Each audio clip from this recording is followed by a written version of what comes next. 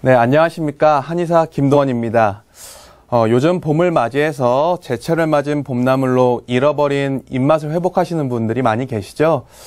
그렇지만 반대로 역류성 식도염으로 인해서 입맛을 잃고 고생하시는 분들도 굉장히 많이 있습니다.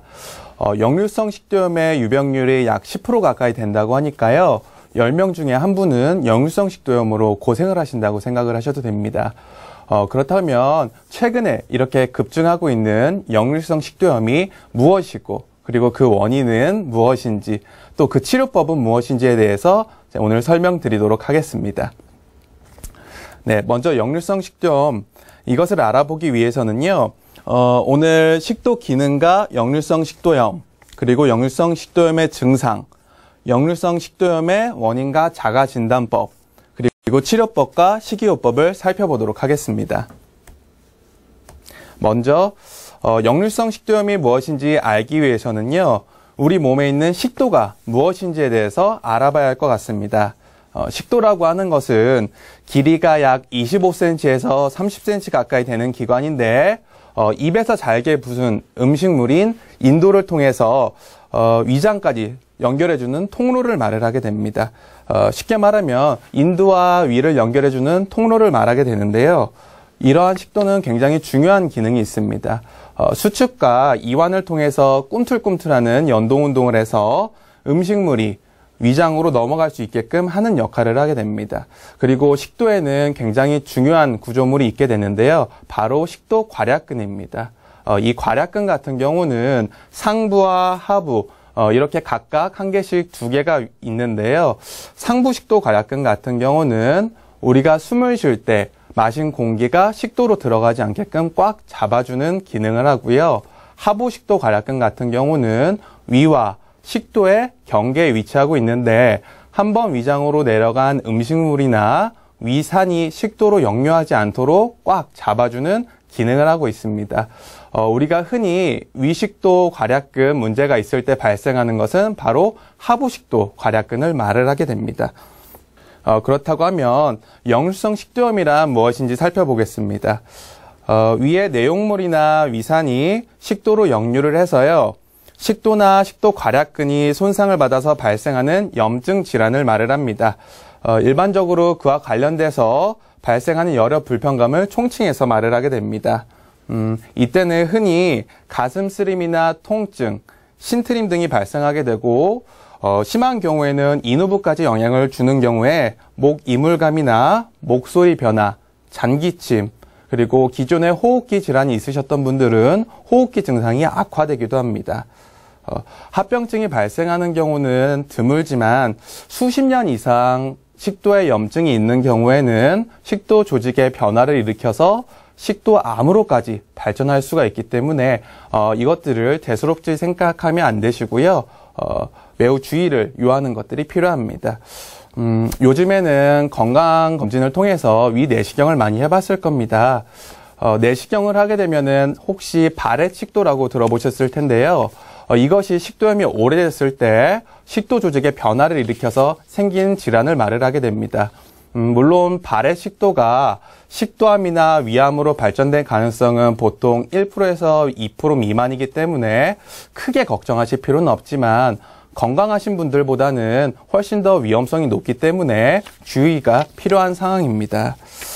그리고 음주나 흡연이 잦은 남성분들 같은 경우에 여성분에 비해서 발생 확률이 2배에서 5배가량 높기 때문에요. 더욱더 주의하실 필요가 있겠습니다. 역류성 식도염이 있을 때 굉장히 다양한 증상을 호소할 수가 있습니다. 가장 흔한 증상으로는 가슴 쓰림과 통증이 있습니다. 흔히 식도염이 있게 되면 목에 통증이 발생하지 않을까 많이 걱정을 하시는데 앞서 설명드린 것처럼 식도는 인두부와 위장을 연결해주는 통로이다 보니까 가슴의 통증이나 쓰림 증상을 호소하시는 경우가 굉장히 많이 있습니다. 이때에는 타는 듯하다, 조인다, 쓰리다, 뻐근하다 등의 다양한 표현으로 나타나게 되고요.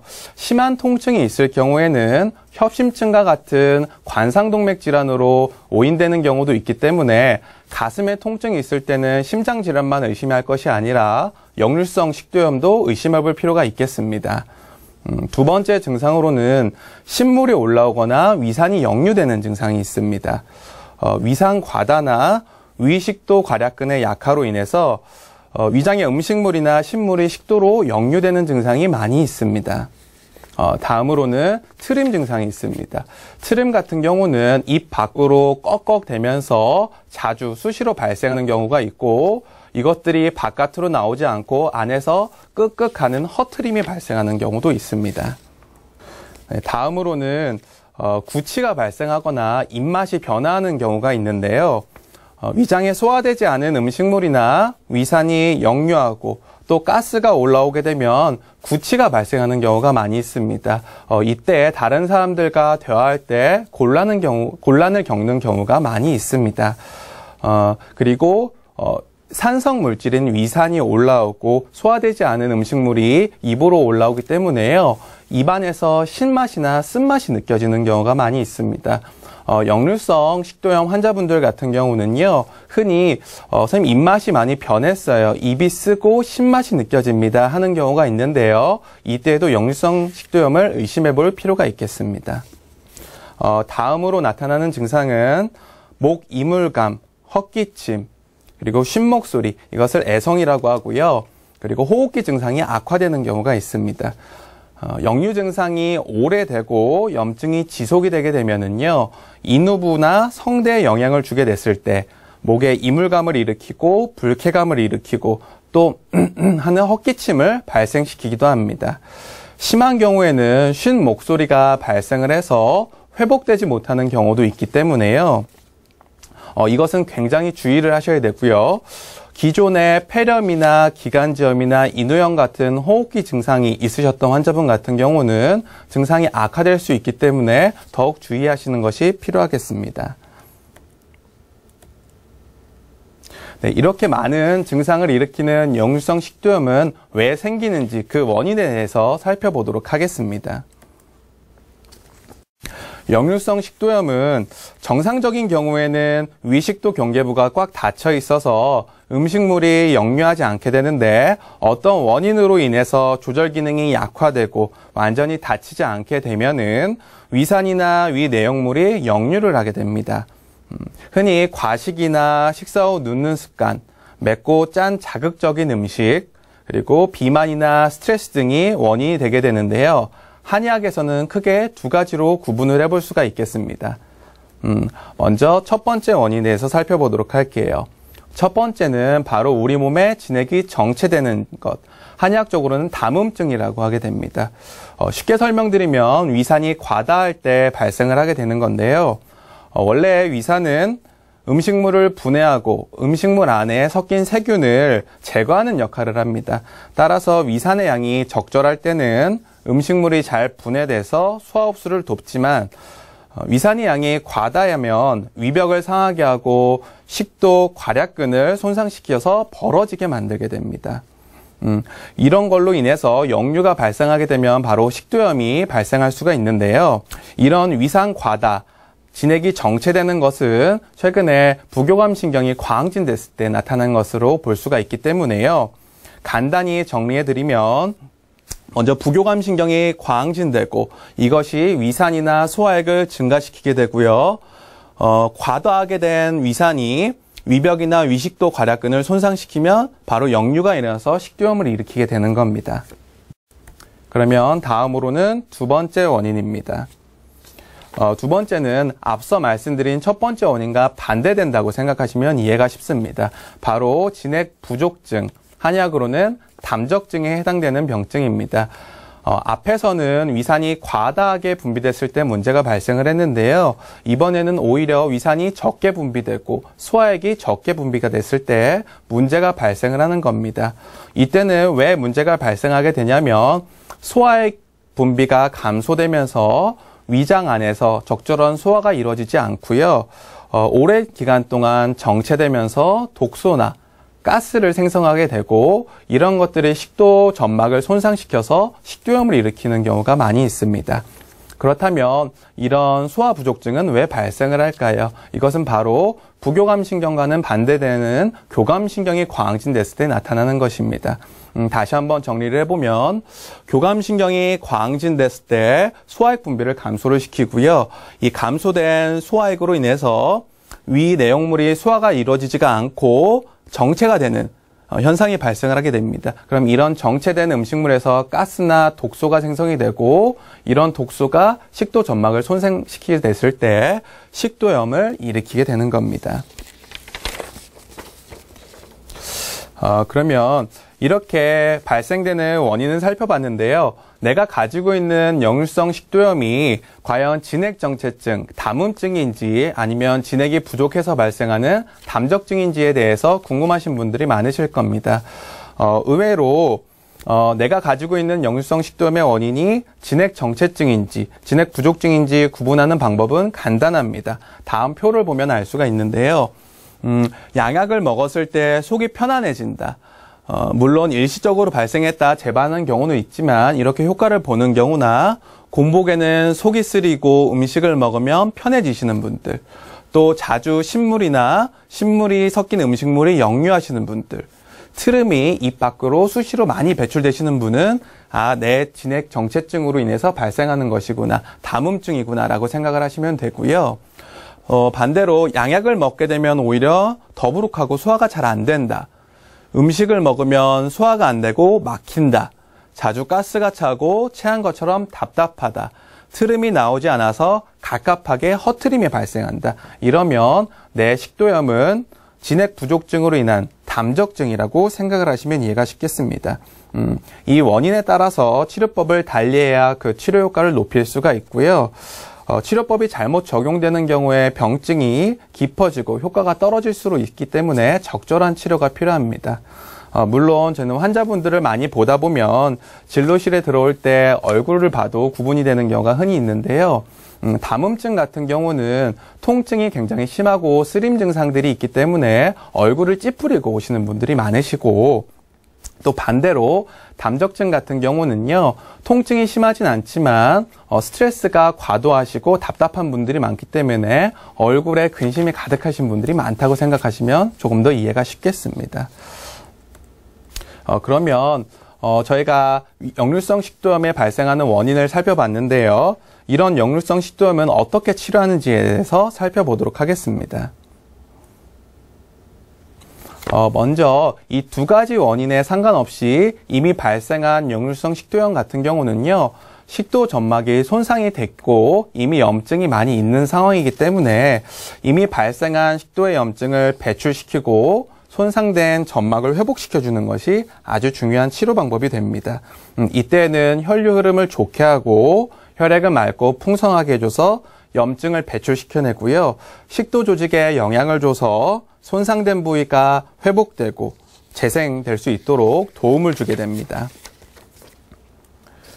그리고 이렇게 공통된 치료법뿐만 아니라 각각 원인에 따라서 달리 치료를 하게 되는데요. 먼저 진액정체증, 담음증에 대해서 살펴보겠습니다. 급성적으로 나타난 위산과다증 같은 경우는 양방의 위산억제제나 위점막 보호제를 처방하거나 한방에 오페산과 같은 한약을 처방을 하게 되면 증상이 완화됩니다. 하지만 이미 만성화됐거나 부교감 신경의 과항지도로 인해서 발생한 위산과다증 같은 경우는 보혈음 시켜주는 한약을 통해서 정체된 진액을 전신으로 순환시켜주고 과항진된 부교감 신경을 안정시켜서 자율신경을 정상화시켜야만 치료를 할 수가 있겠습니다. 이 치료를 통해서 위산의 양이 정상적으로 회복이 되고 위식도 가략근에 부어오른 부분이 가라앉게 되면은 꽉 조여져서 역류가 되는 것을 막을 수가 있겠습니다. 그러면 치료 사례를 예를 들어서 설명드리겠습니다. 담음증에 해당되는 환자분이신데요. 77년생 남성분이십니다. 이분 같은 경우는 목소리 변화가 나타나셨고 목 안에 심한 통증 그리고 식후에 속쓰림이 있었던 분입니다. 이분은 오랫동안 제산제를 복용을 했는데 제산제를 복용할 당시에는 증상이 일시적으로 완화가 됐다가 자꾸 반복을 하고 이런 것들이 효과가 떨어져서 내원을 하셨던 분인데요. 이분 같은 경우에 식도 점막이 손상이 심하셨기 때문에 식도 점막을 회복시켜주는 치료를 2개월가량 하셔서 통증 같은 경우 그리고 신물이 올라오는 것들을 많이 방지를 시켜줬고요.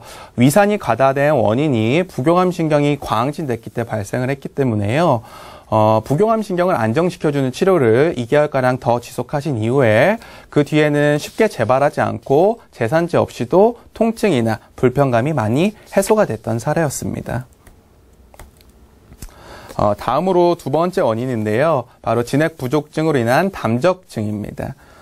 담적증은 앞서 말씀드린 담음증에 비해서는 급성적으로 나타나는 경우는 드물고 일반적으로 위장장애를 동반하는 경우가 많아서 위장치료를 같이 이루어지게 하는 경우가 많이 있습니다.